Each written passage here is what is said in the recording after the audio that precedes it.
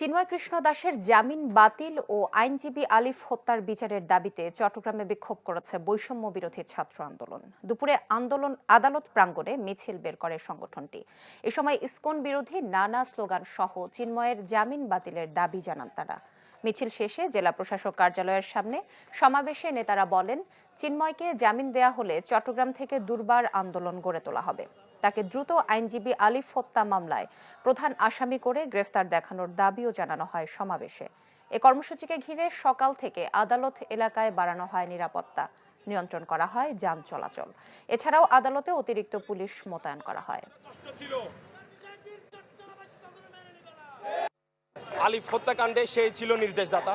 তার নামটা চার্জশিটে সবার প্রথমে থাকার কথা ছিল, কিন্তু তার নামটা কোনোভাবেই রাজনৈতিক ছত্রছায়ার কারণে তার নামটা এখানে আসে নাই।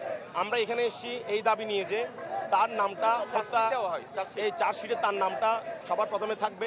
চার্জশিটে যদি তার নাম না আসে তাহলে আমরা ছাত্র জনতা সাধারণ মানুষ আমরা নেমে পড়বো। আমরা কোনো ধরনের অন্যায় এখানে বাস্তবায়ন করতে দিব না। আমরা আবার ব্লকেট কর্মসূচি দিব।